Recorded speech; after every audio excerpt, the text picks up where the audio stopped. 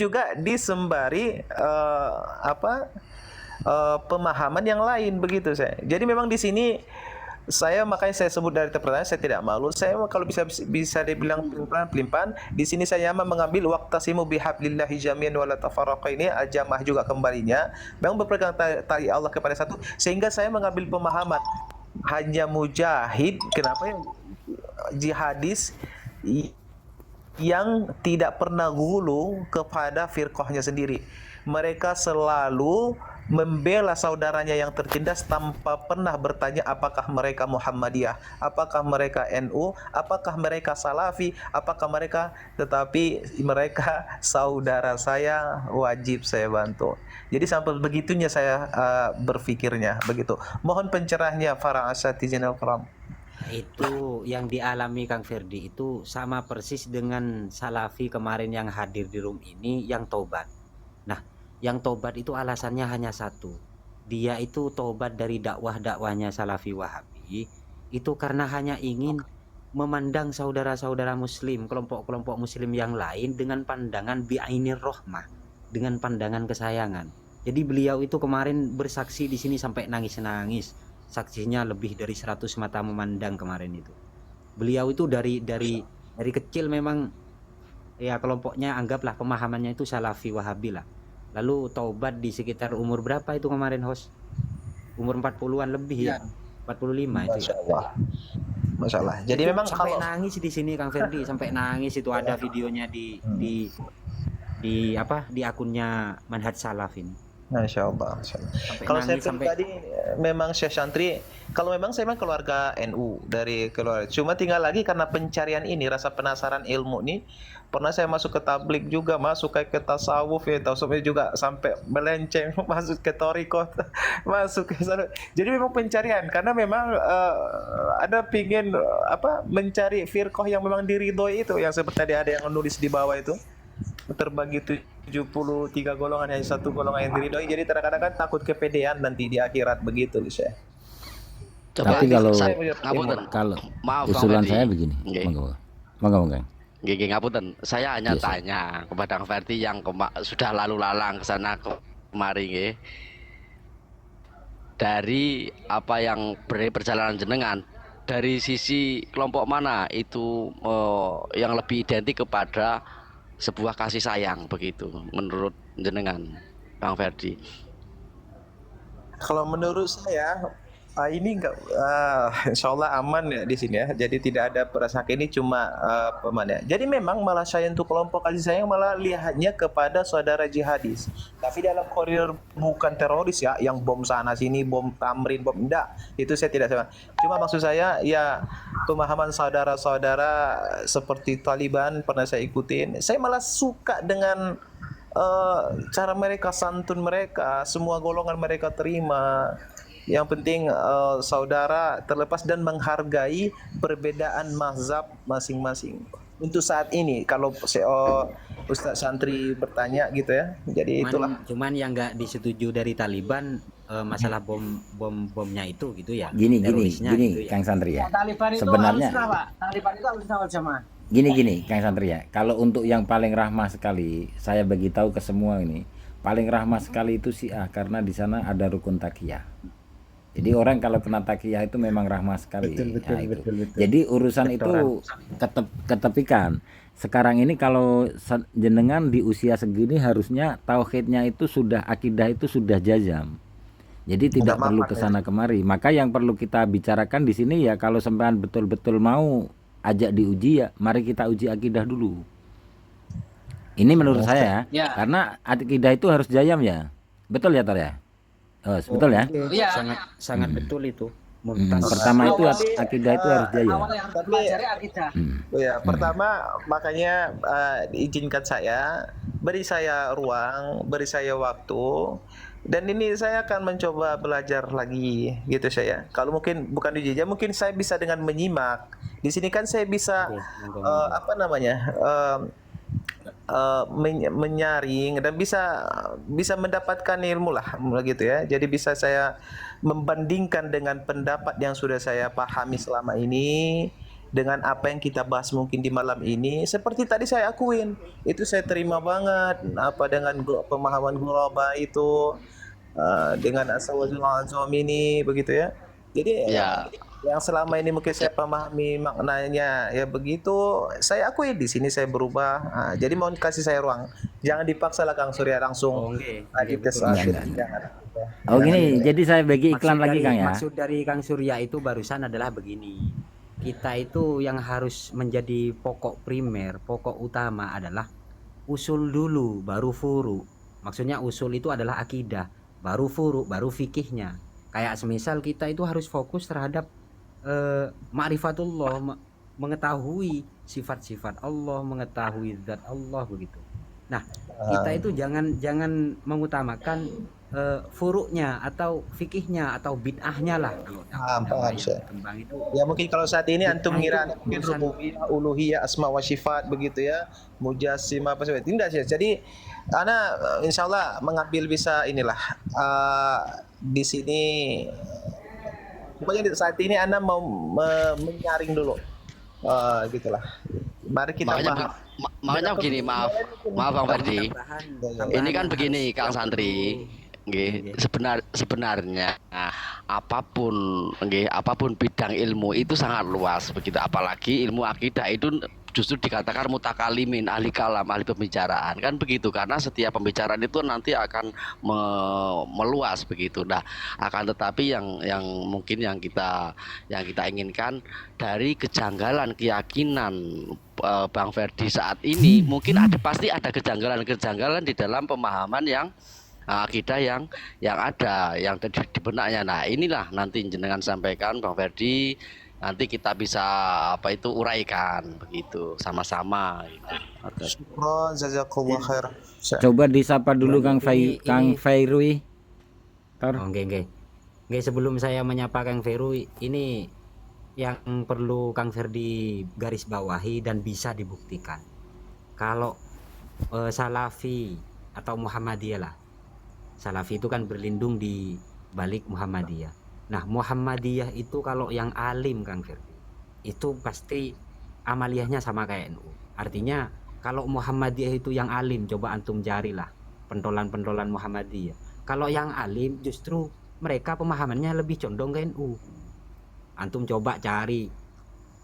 Ya entah Salafi lah. Salafi itu kalau yang alim sekali itu justru terhadap amaliyah-amaliyah NU tidak ada hal lah masalah. Kayak semisal tahlilan, maulidan, ya ziarah kubur atau tawassul, itu nggak ada masalah kalau Salafi yang alim sekali. Din Kalau yang Samsudin sudah- tuh jagonya tahlilan itu Din Samsudin. Siapa itu Din Samsudin? Ketua Muhammadiyah yang dulu. Din Samsudin senioran juga itu. Tapi saran saya ke Ferdi Nasution, kalau misalnya memang jenengan jalur ilmu dan mencari tentang keilmuan, ya syukur-syukur sih untuk mendalami sebuah keilmuan tuh bukan di dalam parsial keilmuannya, tentu di metodologinya lah kurang lebih. Ketika tadi berbicara misalnya masuk ke Nahdiyin misalnya. Nah, saya secara pribadi ini saya tidak bukan NU secara struktural, cuman secara pengamalan ini dari kecil ya mungkin di lingkungan NU maka saya mengenal lah. Tapi ala kulihal nih, saya secara pribadi mengenal Yai Surya, Yai Manhaj Salaf, Kang Santi semuanya ini belum pernah bertemu fisik, beda beda pesantren dan yang lainnya, tapi cara berpikir dan pembelajaran yang mungkin sama kita bertemu gitu di satu frekuensi kurang lebihnya. Tanpa direncanakan, tanpa apapun gitu ya, karena kami belajar dari aspek aspek metodologinya itu terstruktur lah kurang lebihnya. Maksudnya begini, ketika representasi kebenaran itu dari Rasulullah juga kejauhan, dari sahabat kejauhan, minimal akses-akses di dalam mengikuti Rasulullah dan para sahabat ini, para ulama sudah membuat kerangka yaitu di kerangka besar yaitu ahli sunnah wal jamaah. Nah, disinilah kita bermuara di situ. Jangan sampai kita nanti lebih apa itu istilahnya menaiki kerangka-kerangka kecil yang apa itu yang banyak begitu. Kita mengacu kepada kerangka itu saja. Ngoten. Izin menambahkan, Jadi begini, Yai, Eh, menambahkan Yai. siap-siap monggo. Bentar. Ini untuk Syekh Ferdi, kan antum kelihatannya memang doyan ya untuk mencari ilmu, mencari kebenaran.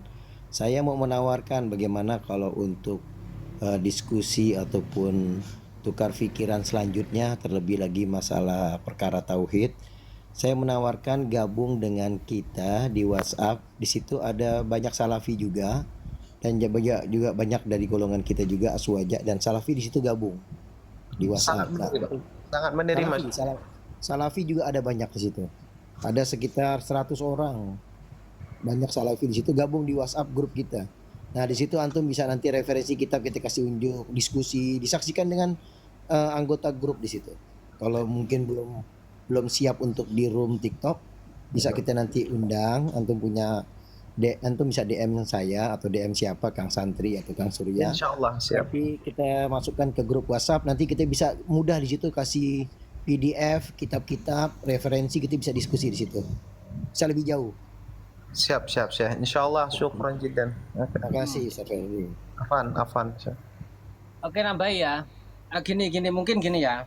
Ya ini bagi teman-teman Salafi Wahabi atau bagi teman-teman semuanya lah. Nah, bahwa kalau saya pribadi untuk mengukur sebuah kebenaran itu memang kalau kita memang tulab atau pencari ilmu itu memang harus ada tesis, sintesis, tesis, antitesis, sintesis.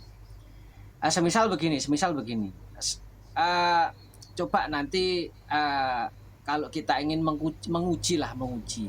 Semisal tawasul yang selama ini dianggap syirik oleh kelompok sebelah.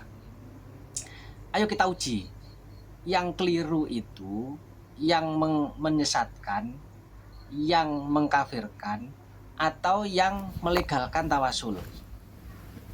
Nah, dari ujian itu, dari kajian pengujian itu, setelah membandingkan, mendatangkan ibarat, mendatangkan dalil dan lain sebagainya, kemudian ada satu rumusan, nanti akan terlihat di sana. Ternyata yang benar ini si A atau si B. Dari sekian redaksi yang dihadirkan sehingga punya satu kesimpulan. Ternyata dalil yang situ adalah lemah dan yang sini lebih kuat. Atau mungkin nanti tabaruk, atau mungkin nanti selain itu adalah pemahaman bid'ah. Bagaimana Imam Syafi'i itu memahami bid'ah itu menjadi dua. Itu dalilnya apa? Kerangka berpikirnya, metodologinya itu diambil dari mana dan seterusnya. Atau mungkin di situ terkait tahsisul ibadah. Yang selama ini kan Salafi Wahabi itu kan contoh menyesatkan amaliyah kita itu kan salah satunya mereka menuduh kita ini mentahsis. Gak boleh, dalil umum itu ditahsis gak boleh. Nah, apakah betul? Ayo kita uji, ayo kita kaji. Siapa yang tidak membolehkan, siapa yang membolehkan, ini nanti kita bandingkan. Nah, kemudian nanti di kaidah-kaidah yang lain atau di wilayah tauhid misal. Nah, itu baru nanti kalau kita setelah mengkaji dari per sub itu tadi, nanti kita akan punya satu kesimpulan. Ternyata apa yang kita amalkan ini punya landasan dalil yang sangat kuat dan bisa dipertanggungjawabkan dunia dan akhirat. Begitu kalau saya begitu. Kalau memang ada ada hiroh, ada cita-cita untuk menambah ilmu dan mempertajam pengetahuan. Setuju banget itu, Host. Dan memang harus seperti itu cara kita mencari kebenaran, Host. Artinya kita tidak bisa taklid buta kata kiai. Semisal kata kiai saya tawasul itu boleh dan sunnah, ya kita tidak bisa telan mentah-mentah karena itu menyangkut amaliyah kita. Kita harus mengkaji apakah benar tawasul itu sunnah, apakah benar tawasul itu diperbolehkan. Kita harus mengkaji pemahaman ulama salaf itu bagaimana, pemahaman sahabat itu bagaimana, begitu. Setuju Com- banget Syekh Kang Satri. Sampai ini Pak memang saya memang pernah dapat ini katanya kalau untuk menerima satu ilmu itu seperti ini katanya. Kalau masalah ibadah kita harus menghukuminya haram dulu ya. Pak ya. Jadi apapun sholat 5 hari dalam sehari semalam itu haram, puasa Ramadan haram, zakat haram, itu semuanya kita menerimanya haram sampai adanya perintah katanya. Kalau sudah ada perintah, makanya baru wajib. Karena belum ada sholat 5 hari 5 kali sehari semalam sebelum peristiwa Isra dan Mi'raj. Nah, begitu ya. Begitu juga puasa Ramadan, belum ada puasa Ramadan sebelum diturunkannya ya ayyuhallazina amanu kutiba alaikumusyamu kama kutiba alaikum gitu. Jadi memang paham sih. Jadi memang Anda juga ranahnya begitu. Sampai kehati-hatiannya dalam posisi ini Pak Yai. Jadi setiap ada itu saya tidak langsung mau menerima sampai memang betul-betul saya sangat yakin gitu. Oke, Afan ya, Makanya kita tolong sapa kasih dulu. pencerahan Nah, para sebentar Kang. asatidz, kasih Saya pencerahan sapa kepada dulu saya. Kang Iya, ya. Feng Rui. Assalamualaikum Kang Ferwi Kang dengan Ferwi, ya. Fighterman. Sebentar Mas Surya, sebentar. Iya. Tadi kan ya. Ya al aslu fil ibadah at-tahrim. Ya, kita tidak memungkiri dan tidak menafikan itu. Nah, tetapi sejauh mana pengejawentahan dan idrok tasawurnya itu sejauh mana? Nah, itu yang perlu kita kaji. Kaidahnya betul, tapi kaidah ini kan harus dikupas Pak, untuk bagaimana kita menemukan pemahaman yang komprehensif, sehingga Oke, tidak salah sasaran, tidak salah. Kayak begini, kullu bid'atin dolalah wa kullu dolatin finnar. Setiap bid'ah itu sesat, setiap sesat neraka. Loh, itu benar hadisnya. Maksudnya bagaimana? Ayo kita bedah. Gitu, mas saya begitu. Sehingga ya tadi pemahaman kita itu utuh terkait itu kan kaidah-kaidah semua itu. Itu kan satu rumus-rumus tertentu ya. Satu kaidah-kaidah seperti atarku laisa dalan li tahrimihi atau li hurmatihi. Nah, itu kan yang perlu kita bedah kayak kaidah-kaidah begitu. Contoh kayak Wahabi itu mengatakan bahwa apa alasan dilarangnya amaliyah misal begini, kenapa yasinan itu menjadi sesat? Karena tidak dicontohkan oleh Nabi. Ini kalau kita bedah, wah ini luar biasa itu. Nanti akan muncul pertanyaan, apakah betul yang tidak dicontohkan oleh Nabi itu akan menjadi sesat, akan menjadi kesesatan, dan sejauh mana pemahamannya, dan bagaimana ulama itu memberi satu kaidah-kaidah tertentu, semisal Imam Syafi'i sampai berkata walau lam ya'mal bi as-salaf wa kullu ma mustanadun minasyar'i laisa bi bid'ah walau lam ya'mal bi as-salaf, sampai berkata begitu Imam Syafi'i. Setiap sesuatu yang disandarkan kepada syarak di situ itu bukan termasuk perkara yang dolalah, walaupun tidak pernah dilakukan oleh ulama salaf. Tidak hanya tidak pernah dilakukan oleh Nabi loh ya. Tidak pernah dilakukan oleh ulama salaf. Jangankan Nabi, ulama salaf pun tidak pernah melakukan. Itu pun loh, Imam Syafi'i berpendapat wa kullu ma mustanadun minasyar'i laisa bid'ah ai bid'ah dolalah. Nah, itu kita bedah sehingga kita menemukan satu kerangka berpikir yang utuh. Tidak terputus-putus dan tidak cacat gitu loh. Logika kita akhirnya tidak cacat. Nah, selama ini yang cacat itu kan mereka itu hanya mengambil sepotong dan seterusnya. Contoh kayak bahwa Imam Syafi'i itu tidak pernah mengajarkan atau menyatakan bahwa mengirim doa membaca Al-Quran untuk mayit tidak sampai. Ini kalau kita tidak bedah bahaya Pak. Karena apa? Di Al-Um dan beberapa kitab Imam Syafi'i itu, Imam Syafi'i sendiri loh, di kuburannya Imam Les itu ngatamkan Quran, membaca Quran. Nah, itu kan perlu kita pahami kayak begitu, perlu kita pahami. Yang ala kulli hal artinya apa ya? Kita perlu tadilah kalau memahami satu kaidah itu perlu kita banyak buka kitab lah untuk memahami satu kaidah-kaidah tertentu itu. Ya seperti tadi antum mengatakan al aslu fil ibadah at-tahrim. Betul. Tapi sejauh mana kaidah itu maksudnya bagaimana? Ayo kita bedah. Baru nanti kita akan menemukan pemahaman yang utuh di situ. Oke, betul. Yeah, Nah, jadi yang menjadi kekacauan sekarang itu, host, Ya karena seperti tadi, seperti contoh, yaitu ketika kita menghukumi amaliyah seseorang dengan kaidah yang umum, semisal yaitu kaidah ya al aslu fil ibadah tahrim. Jadi asal dari ibadah itu haram selagi belum ada perintah. Nah, kaidah itu memang benar, lalu ditembakkan pada amaliyah seseorang, semisal contoh di desa saya itu setiap subuh ada tradisi memberi makanan atau kopi kepada orang yang berjamaah di masjid setelah subuh. Setelah sholat subuh itu tradisi di kampung saya itu dikasih kopi, dikasih makanan, gorengan. Nah, lalu ditembakkan dengan kaidah itu bahwa itu bukan ibadah karena tidak ada dalil atau perintah dari ibadah semacam itu.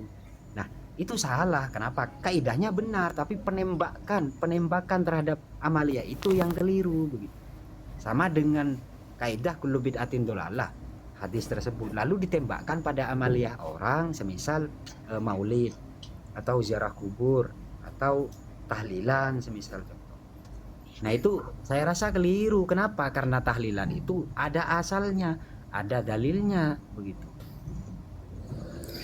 Ya mungkin ini ya apa yang dijelaskan Kang Santri itu ya pertanda jauhnya ruang lingkup keilmuan gitu. Alasannya kenapa? Kalau misalnya tadi al aslu fil ibadah misalnya hurmah, itu kan kaidah usul fikih. Dia itu legal standing untuk fikih. Para mujtahid menggunakan kaidah tersebut sebelum mereka itu mencari nas-nas gitu sampai akhirnya menemukan kan semacam itu. Lato kita udah ada di level amal gitu kan, lalu kaidah legal standing yang menjadi dasar-dasar hukum fikih ditembak ke amalan-amalan masyarakat. Ya ini benar-benar salah pengaplikasian ilmu, termasuk tadi hadis kullu bid'atin dolalah dipakai secara independen. Padahal kita itu tidak boleh menetapkan keumuman hadis sebelum mencari mukhosisnya gitu kan ya. Kalau misalnya mukhosisnya tidak ada, berarti yabgo ala umumihi, tetap kepada keumumannya. Tetapi ada beberapa orang dia menghafal satu hadis atau beberapa makalah-makalah keilmuan lalu dijadikan sebuah kesimpulan secara prematur gitu. Ya ini menunjukkan bahwasanya tingkat tingkat kesemangatan agamanya benar-benar jauh dari keilmuan dalam pengertian kerangka berpikirnya para ulama gitu. Meskipun lapad-lapadnya itu kayak lapad-lapad ulama. Nggih. Nggih, saya kira terakhir dari Syekh Ferdi, monggo terakhir closing statement dari jenengan, nanti kita ke yang lain. Syukran alal fursatukum ya. Tapi kalau untuk statement saya terakhir cuma ini. Satu, saya sangat terhormat, kemudian saya sangat bangga dan saya senang setiap ada majelis begini. Seperti yang saya sebut tadi sih, cuma ngulangi kata-kata lagi sini Syekh statementnya. Saya fakir ilmu, butuh ilmu, tafadhol. Ayo berbagi ilmu kepada saya, karena memang saya tidak malu, saya ini masih pelin-pelan dan saya masih mencari sampai sekarang. Ya mudah-mudahan itulah maksud uturbul ilma minal mahdi ilal lahdinya tetap anak pakai sampai sekarang. Ya, jadi Oke.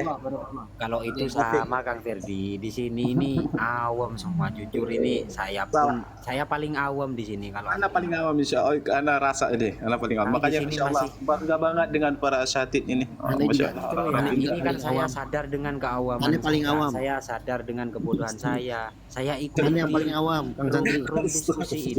Saya ikuti diskusi ini agar menjadi titik koreksi, titik introspeksi untuk saya ketika saya itu semisal ya mendapat sanggahan dari saudara saya yang salafi, semisal antum ini tahlilan itu bid'ah loh, begini semisal. Nah, itu menjadi motivasi saya untuk mencari begitu, apakah benar ini bid'ah begitu semisal. Bagus. Menjadi motivasi saya begitu, karena saya merasa awam, jadi saya ikuti kajian ini setiap malam gitu. Ada yang menuduh saya maulid Nabi itu bid'ah loh begitu. Nah, tuduhan seperti itu menjadi motivasi saya untuk saya mencari, menggali, mengkaji referensi dari amalia saya begitu. Justru kalau saya tujuannya di room ini ya seperti ini. Seperti yang kata Kang Mansur barusan itu sampaikan, bahwa kami ini tidak berangkat dari satu majelis yang sama, tidak berangkat dari satu tempat yang sama. Hanya disatukan oleh pemahaman kerangka berpikir yang dari dulu terstruktur, dari salaf terstruktur begitu. Bahwa pemahamannya Asy'ariyah dan Maturidiyah itu tawassud begitu. Ketika menyikapi sesuatu itu tasammuh, tawazun. Jadi kita itu enak begitu dalam beragama. Kita tidak menganggap kelompok yang lain itu karena tidak sama dengan kita lalu kita pahami sebagai kelompok sesat semisal, kecuali yang memang kita itu kan dalam mengkualifikasi kelompok bahwa kelompok itu semisal sesat, itu kami hanya menukil, bukan dari pendapat kami loh. Itu nukilan dari pendapat ulama-ulama salaf begitu. Jadi tidak Atar. ada semisal. Ya, kenapa, Mas? Ini Kang Sakti ini dari tadi nunggu pengen ngomong ini. Monggo, host. Wah, ini saya Kang Sakti. suka kalau ada tambahan ilmu. Monggo. Oke, Afwan Ustaz. Dari tadi nungguin apa-apa lah Ustaz. Assalamualaikum warahmatullahi wabarakatuh. Ustaz sekalian. Waalaikumsalam. Ustaz Sakti. Mohon maaf Ustaz, sedikit aja nambahin Ustaz. Ini kan ya topik-topik kita ini banyak gitu ya, panjang. Alhamdulillah dibahas dengan cara ringkas, panjang lebar juga ada oleh ustaz-ustaz kita di sini, Ustaz Santri atau Ustaz Surya atau Ustaz Mahsun. Alhamdulillah dapat ilmu juga ana Ustaz. Makanya ana kalau ana bilangnya ana yang paling awam di antara ustaz-ustaz ini. Cuma ana mau nambahin sedikit Ustaz ya. Kalau kita lihat nih topik kita ini apa dari tadi kan, topik kita itu misalnya hadis tentang Asawadul Azam. Kalau dari pihak aswajanya atau pihak Ahlus Sunnah wal Jamaah itu kan kita berpegang teguh bahwasannya kelompok yang selamat itu adalah kelompok yang terbesar. Kelompok yang terbesarnya ditarik dari akumulasi ulama-ulama yang ada sepanjang sejarah. Itu dilihat condongnya itu dia seperti apa. Oh ternyata condongnya itu dia pertama dalam bidang fikihnya itu bermazhab yang 4, sama dalam bidang akidahnya dia antara Asy'ariyah atau Maturidi atau yang Atari. Yang Atariyah ini jumlahnya sedikit, yang mazhab Hambali. Sisanya itu yang banyak, itu yang besar itu yang Asy'ariyah ataupun Maturidi.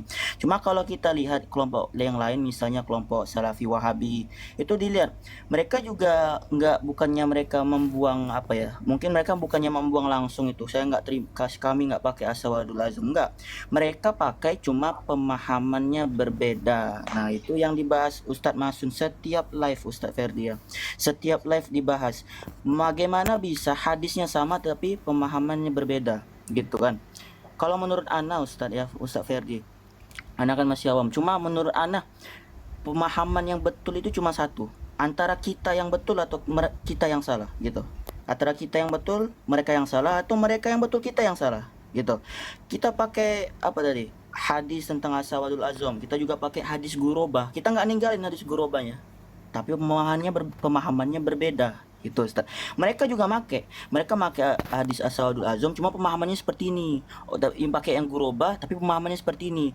Tapi mereka itu ya, yang kelompok-kelompok yang kecil, misalnya Syiah ya, Syiah juga pemahamannya serupa lah kalau terkait hadis Gurobah, karena mereka nanti bukan Syiah, maaf, Salafi Wahabi. Nah nanti mereka mikirnya Gurobah itu kami, karena Islam intinya kan Islam datang dalam keadaan asing, nanti kembali ke asing, berarti kami minoritas, kami nggak sebanyak kalian. Nah mereka nanti mementingkan hadis ini lebih daripada hadis Asawadul Azam, nggak seperti kita Ustaz. Nah sedikit lagi, sedikit panjang Ustaz, soalnya anak dari tadi nunggu Ustaz. Jadi gini Ustaz. Nah kalau kita lihat tuh di mana-mana tuh, bukan hanya di sini, kadang ada orang yang naik atau orangnya ada orang iseng di komentar bilang, ini kan kita sering dengar tuh orang-orang saudara-saudara Salafi bilangnya bagaimana, baliklah kita ke salaf, baliklah kita ke Quran Sunnah, qala Allah qala Rasul aja, kembalilah lagi bertauhid, Indonesia darurat tauhid. Nah sampai Indonesia dibilang darurat tauhid Ustadz. Nah anda dengar sendiri itu dari teman-teman anda yang Salafi, karena anda juga punya teman-teman Salafi. Nah tapi anehnya Ustadz begini Ustadz, nah ini anehnya Ustadz, kalau jadi antum mana malah curiga Ustaz, curiga atau ana apa ya, sedikit ragu lah. Kenapa? Ana harus skeptis dengan apa yang ana pegang gitu. Posisi yang ana pegang ini, ana ini minoritas gitu. Posisi yang ana pegang. Apakah betul minoritas ini betul gitu? Karena pas mereka bilang tauhid, kita lihat tauhid mereka itu kayak mana? Tauhidnya aswaja itu seperti apa? Tauhidnya aswaja, tauhidnya sifat 20. Ya kan Ustaz? Nah, tauhidnya orang-orang Salafi Wahabi, tauhidnya apa sifat 20? Enggak, yang lebih dipentingkan itu apa? Bagi tauhid jadi 3. Bukan sifat 20, bagi tauhid jadi 3. Tauhidnya uluhiyah, rububiyah, asma wa sifat. Nah, pertanyaannya, adakah dari ulama-ulama salaf ya, salafus soleh, dia menjelaskan tauhid sama seperti bagaimana Salafi Wahabi menjelaskan tauhid? Apakah ada yang apa dari satu aja ulama salaf ya, kemudian membuat kitab atau mengajarkan kepada anak mereka atau kepada kerabat mereka, teman mereka atau kepada murid-murid mereka, bilangnya tauhid, ada tauhid yang nama tauhid uluhiyah, ada tauhid terus rububiyah, ada tauhid namanya asma wa sifat, sama persis pendalilannya sama seperti Wahabi menjelaskan, ada nggak? Ternyata nggak ada Ustadz. Nah ini yang bikin anehnya Ustadz. Kalau ana jadi antum misalnya, kalau ana jadi salafi, ana ngaku salafi, ana ngaku mengikuti salaf, cuma kok ana nggak bisa menemukan ini apa namanya, pegangan akidah yang paling sentral, yang paling krusial, cuma ana nggak bisa jawab. Ada nggak satu ulama salaf yang menjelaskannya seperti ana? Ada tauhid uluhiyah, ada tauhid rububiyah, ada tauhid asma wa sifat, dan pendalilannya harus sama persis dengan apa yang ana dengar hari-hari dari ustadz salafi. Ternyata nggak ada gitu Ustaz. Nah sekian, terima kasih Ustaz penjelasannya. Assalamualaikum warahmatullahi wabarakatuh. Wallahu a'lam bishawab. Masya Allah, ini karena Pak Yai dituju ke Ana ya, jadi Masya Allah, Ana menanggapi Pak Yai, izin Pak Yai, tidak apa-apa ya? Sedikit. Jadi Masya Allah banget Ustaz Sakti, penjelasannya mumtaz Insya Allah.